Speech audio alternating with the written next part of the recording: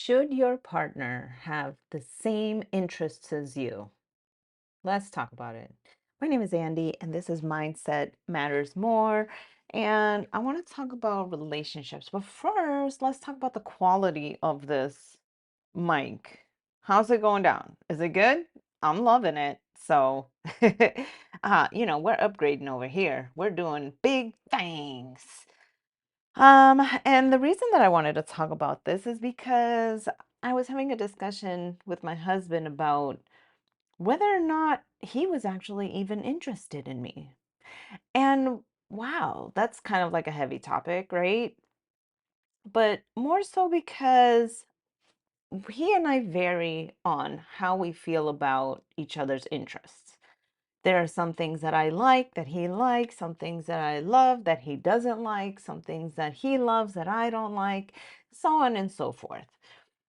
But the reason that I wanted to talk about it is because, I used to think that when you were with somebody that you guys had to share interests together. All of your interests had to be the same. If you wanted this movie, that person wanted the movie. If you wanted to go do this activity, that person wants to go do the activity.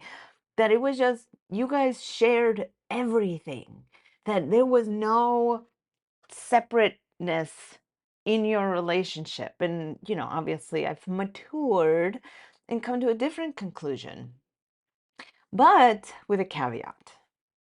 So, while yes, I agree. You know what? You don't have to share interests. Like my husband does jujitsu. My husband goes fishing and surfing. And yeah, I'll have fun. And, I did jujitsu for a couple years. Maybe I'll go fishing once or surf once. But like, they're not my passion. They're not the things that I enjoy. They're not the things that bring me happiness. They bring him happiness. And by extension, bring me happiness. But it's not the direct happiness for me. Like, I'm happy for him. But that's the thing, right? Is I don't have to love what he loves. And he doesn't have to love what I love. He's not into bodybuilding. He's not into even going to the gym for that matter. He's not into social media like I am. We're just very separate in our interests. But what I do feel is important, what I do feel is paramount, what is necessary, what is a non negotiable 100%, you have to do this or your relationship is doomed to failure, is care about the other person's interests. Not be interested in the thing itself, but care that it makes them happy. Care, enough to learn about it so that when they want to talk about it, you can have a discussion about it. Be involved, not in the sense that you are the one that's trying to like do it, but just I don't know, share it every once in a while, once in a blue moon. For me, that is the sign of love and respect. It's, my husband goes surfing. Okay, you know what? I might not go surfing, but I'll go to the beach and watch him surf.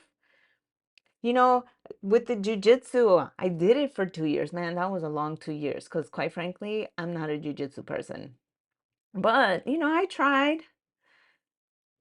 I've gone fishing a couple of times, and even then, like, I've been with him while he fishes, and I'll go and I'll journal, pray, meditate, do my thing. Like, I'm just with him when he's doing his thing. And to me, that is the part that is a non-negotiable. That's the part that is like, if I'm like, oh, absolutely, I'm never going surfing with you. I'm never going fishing with you. I'm never doing anything that you love. I don't care about any of this stuff. Like when he comes home and he wants to talk about it and he wants to share with me new technique, a new fishing lure, a new fish, and I'm just like, no, don't talk to me about that because I don't give a shit about it. That to me is a non-negotiable. That to me is a problem if, that were to happen. But it's this growth mindset because I remember thinking very much that like you have to be intertwined or joined at the hip when it comes to your passions and stuff. And, you know, that's great if you find somebody who has the same passion as you. Absolutely wonderful. But is that likely to happen in this world? Like, what are the chances of me finding somebody else who likes to podcast, who bodybuilds, who, what are the chances of that? Very slim.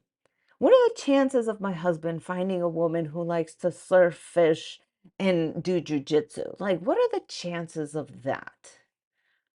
I mean, they're out there. Women are out there who are like that. I'm not saying that, oh, I'm better than them or like, but matching up with somebody on all levels is pretty rare in this world. So how do you overcome that not being in everybody's shit? Like how do you overcome? Because to me, that's what it feels like, is that like if you're all up in my shit, it can be kind of annoying. But how do you overcome, not having that connection on all those levels? It's taking interest. It's being interested in what they're doing. It's being interested in what makes them happy enough to be able to have a fucking conversation about it.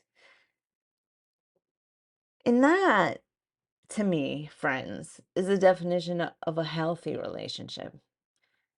You know, you don't have to love every inch, or you don't have to love the crust on a motherfucker. You have to be interested enough in them that you want to know what's making them happy. That you want to be involved in them, ask them questions, say, oh, why is this important to you? Talk to me about it. What's going on? Like, those are the things that really make or break a relationship. The interest in somebody's life, the interest in somebody's happiness. And when you don't have that, when you sit there and feel like the person doesn't care about you, it can break your heart because it's like you're living two separate lives. And if you're gonna live a separate life, then just be single, right? Oh well. That's all I have for today. It's a short one. Again, love you guys. Bye.